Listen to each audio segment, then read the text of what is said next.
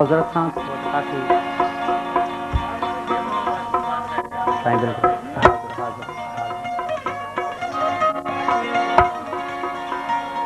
धरती जो गीत ऐं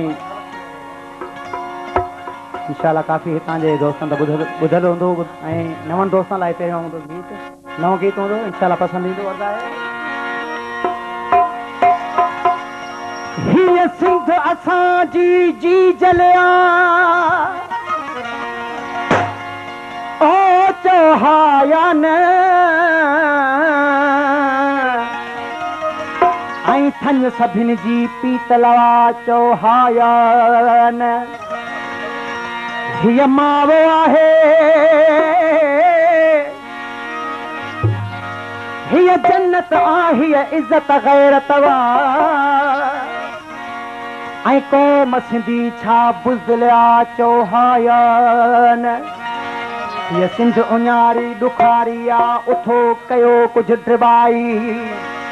या गैरत जागण मुश्किल आ चौहाया न बधी जह क़ौम में नाहे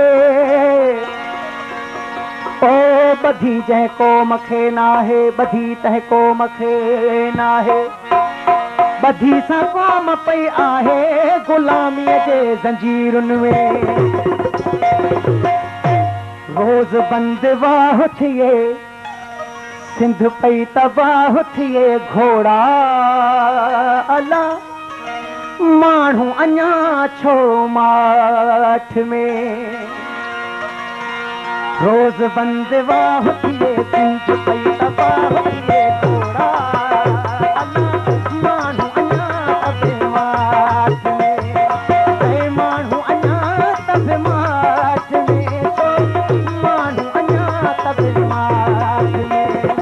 रोज़ बंद वाह थिए सिंध पई तबाह थिए घोड़ा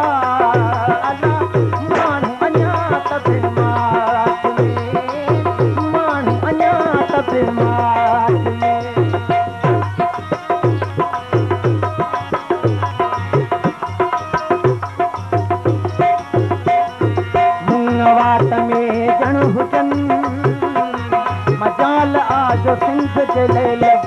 पुछूं बाक़ी हिक ॿिए जा पटका लाहिण ले सदाई संभलियो वठूं कोड़ा ठाहियो मुड़ुस माण्हू बाक़ी गैर सां न बिहण ॼाणूं मता को गुनाह थिए सिंध पई तबाह थिए घोड़ा माण्हू अञा तब माठ में माण्हू अञा तब माठ में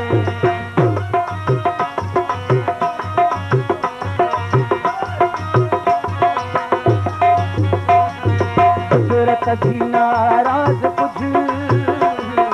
हुन सॼो कीन वठो काठो सिंध वॻई करबला लॻे बंदि करे पाणी कयूं पूरी कसर फसल सुकीरा आहिनि सारा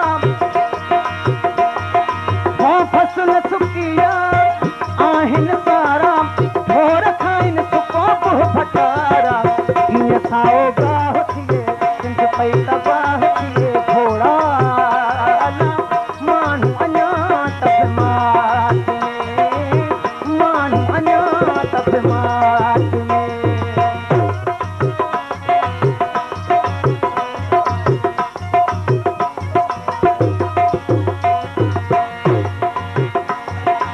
ओसा भटी जेको ई मरी चांज खुतारंद भुता उनड़ डाहिरी मंसी महर ओ मंसी महर अदा मंसी महर लुंड जमाली माची में मुण अब्बासी ऐं अबुड़ा लाशारी सरदारी पा लाजी खास केली हथ हथ कयो सभु बेली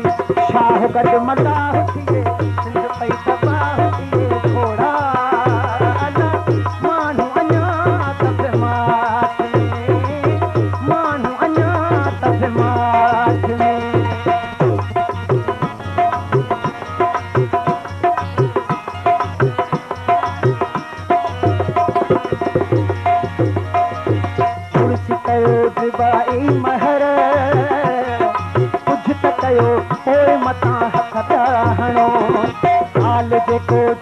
हुजे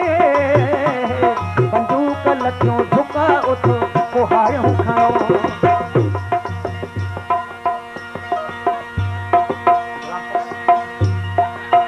ऐसा है पीपी ए पार जा खां गुलाम सरवर मशहूरी साहब ख़ास उनजी फरमाइश ऐं अली गुल मरी जी फरमाइश कयो दिवाई महर कुछ त कयो पोइ मतां सजा हाल जेको जंहिंजो हुजे बंदूक लथियूं झुका उथो कुहाड़ियूं खणो तोड़ो त कयो बंदि रस्ता रोकियो कुझु त लुछो चाहियो कुझु त तूतो